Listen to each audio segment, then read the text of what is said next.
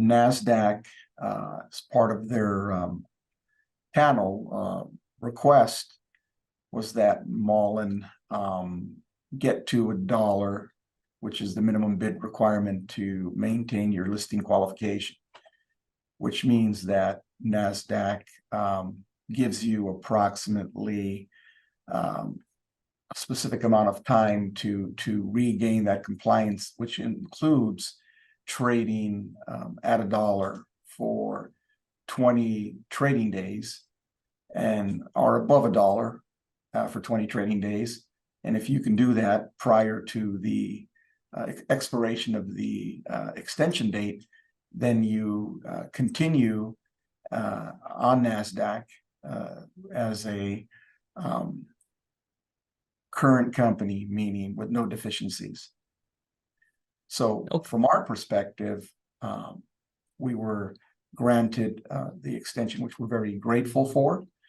And again, NASDAQ doesn't really care how you get to $1 and trade 20 consecutive days at $1, as long as you get there. Now, obviously, we committed to doing a reverse if we can't get to that point, because other than that, there's really no way to get above $1. So we have a time frame that they've given us that allows us to regain compliance. And how we do that is going to be based on our efforts and how we do that to regain compliance. And if we get to that point where you have to trade 20 trading days above $1 and you're not above $1, then you have no choice but to execute on the commitment we made to NASDAQ, which was that if we could not get to $1 prior to the drop dead date, and then we would effect a reverse and an amount that would allow us to regain compliance and trade for those 20 trading days. So the ball is in our court. We have to perform. We have to get out there. We have to deliver. We have to execute. And hopefully the market rewards us with getting us above $1. So there's been a lot of controversy and a lot of questions surrounding that filing of that PRUP. People, retail shareholders out there, for whatever reason, believe that that's a new financing, and it's not. It's clearly stated that it's a supplement to the original transaction that was executed in February of 2023, and these are the supplements that allow us to issue additional or register additional shares to cover the obligation pursuant to that 2023 February financing. So these are the remaining warrants that we talked about when we announced publicly a while back that there were no longer any additional options or rights to the Series D holders, and that there were only some warrants remaining. And so these are now the warrants that they're executing on, which we're obligated to file a registration statement for. So this is what they call PRUP to the registration statement that was filed in February of 2023, and it is not, and I reiterate, is not a new financing. Mullen has purchased approximately 5.7 million common shares of its stock and has retired them back into inventory. Mullen currently hasn't purchased any additional shares because it's currently in a blackout period, which began on the last day of the fiscal year end, which is September 30th, and will continue until we file our 10K. One day after we file our 10K on December 29th, we can then resume purchasing shares. What we will do is we will extend the buyback period for an additional 6 months to give us additional leverage to utilize our dry powder to repurchase our shares and retire them. That's what we intend on doing. Yes, so let's just say in under 12 months, right, Mullen has successfully completed 2 commercial launches for the MULN 1 and the MULN 3. The MULN 3 began production with the first units off the line in August, and the MULN 1 production units will roll off the line this month. As of today, in response to customer demands. The fourth quarter sale forecast is for 150 units for the MULN 3 and 300 units for the MULN 1. With the start of production, focus is now on vehicle sales and infrastructure preparation to support units as they move from the factory to the end user. So to be clear, MULN has put itself in a position to not only deliver on the commitments that it's made in its prior PR, but is building on opportunities to expand on those numbers as we move forward and as we adjust to the current market conditions as well as customer demands. That's a question that I think is in the public forum right now, and what I can address is that MULN has a partnership with Wuling, who provides us our SKDs, and it's public knowledge that GM is in a relationship with SAIC and Wuling, and so you have SAIC, GM, and Wuling, and their partnership then translates from Wuling, obviously, to MULN. So no, MULN is not in any direct relationship with General Motors, but MULN does have a partnership with Wuling, who is call it a partner of GM and SAIC. Now, are the vehicles of a high quality that would support U.S. Sale of those vehicles? Obviously, we're seeing that now because we're talking about a fully certified and homologated vehicle. Our Class 3 was homologated previously for sale in the U.S., and we obviously announced in multiple PRs that we've obtained not only EPA certificate of conformity, but we've also received all of the crash testing requirements that are put forth as it relates to vehicles that are sold in the United States. So again, they are quality vehicles. Are they of the highest standards? Yes, they are. Do they meet U.S. requirements? Yes. Is there an opportunity to explore potential opportunities? There's always many opportunities that present themselves. Now, again, you can come up with your own conclusions, but answer right now is no, there is no direct correlation or relationship between MULN and GM other than sharing the Wuling relationship. Well, I can give you information that Bollinger has already publicly disclosed, which are very positive. They're in the pilot program now. They got vehicles that are on the road, and they're very, they're very optimistic that they're going to be able to capture a good piece of the market share in Class 4. They're going to start with their vehicles hitting the streets come July of 2024.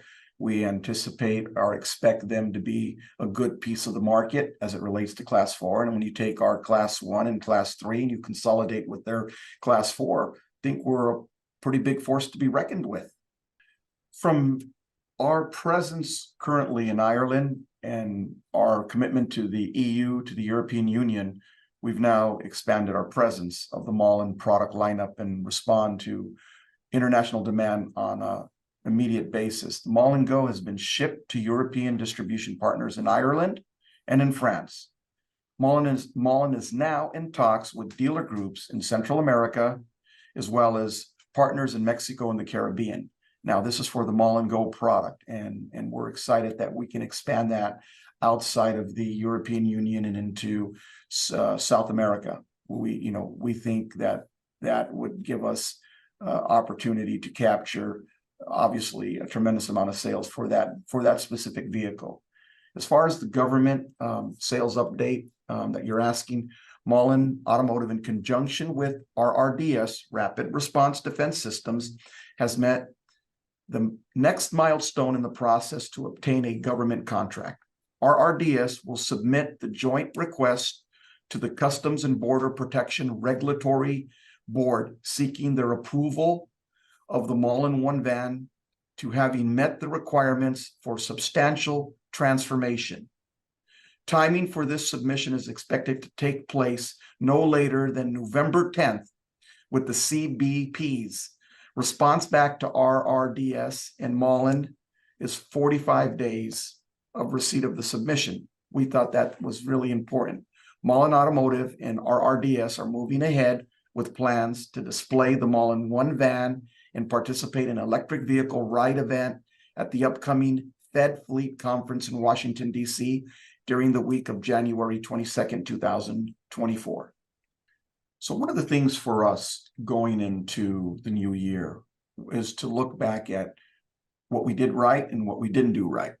And what I feel really confident in is that in 2023, Mullen has completed over 20 vehicle pilots across 7 industries. Those industries include universities, airlines, utilities, leasing companies, last mile delivery, municipalities, resulting in 5 customers ordering over 30 vehicles alone. These pilots have been focused on the campus van models. Beginning in the 4th quarter of this year, Mullen will host 45 additional pilots, 10 expected by year end, with national and regional fleets. Evidence of the interest and demand for Mullen commercial products. These pilots will focus on the Mullen 1 and the Mullen 3 products.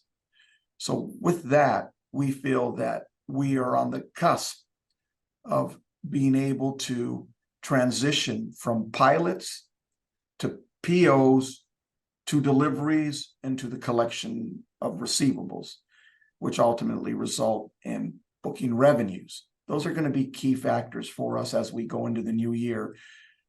We're going to be going into the new year with revenue and revenue and revenue and revenue. That's the focus. Hopefully, that revenue will be rewarded with the shareholders holding our stock and becoming longs versus shorting our stock. Everybody has a right to short. It's okay to do that when you bet against somebody. And I like that because it gives me motivation. When you bet against me, you make me work even harder.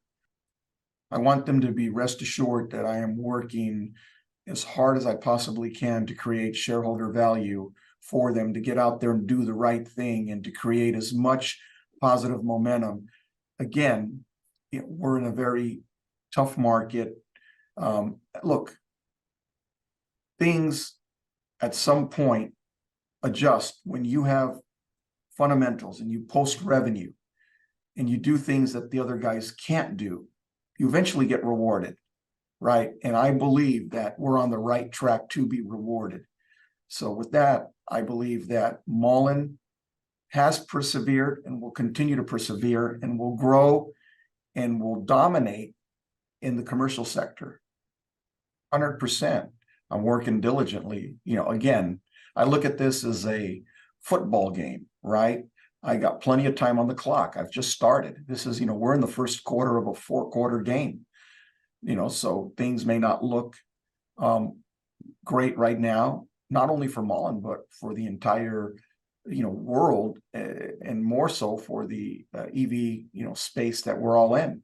Again, things go up, things go down, they eventually adjust. And when they do, I think that if you execute, you deliver. It's all about fundamentals, right? Everybody talked about, revenue. So, okay, let's get into revenue. Everybody talked about, hey, you got to be in a space where you have an opportunity to be competitive. Well, we're the only guy in Class 1, and basically, for all intents and purposes, the only guy with an all-electric Class 3 that's out there today, right now, with a vehicle. Everybody else is light years behind us. So, do I think that at some point will the market catch up to us? And do I think at some point do we become an organization that can transcend a certain segment? I believe, the effort is there, the willingness, the determination, the persistence to persevere and to succeed and to excel are all there. So I firmly believe that our actions in delivering on our promises and creating revenue and the fundamentals behind that will result in us being rewarded by not only the retail community, but the institutional investors out there that will recognize that we've survived. So many different guys have gone out of business and filed for bankruptcy. We're still here. And we're in a space where, we can call the shots. We don't have any competition in Class 1. So we're going to get out there. We're just, like I said, we're in the 1st quarter of a 4-quarter game. So, I don't call it over until it's over. And it's far from over. So we have a lot of bullets to shield, we have a lot of silver bullets that we can still shoot. And for us, I view this as just the beginning of a great story that'll transpire as time progresses and as the economy gets better and as people realize that we're here to stay, we're not going anywhere. I'd like to turn everybody into a supporter of Mullen, not only a supporter of Mullen, but a supporter of being green and going, taking the extra mile to jointly push the initiative forward, that the reliance on fossil fuels in the dependency of those need to end. So is it a challenge? Yes. Is it achievable? 100%.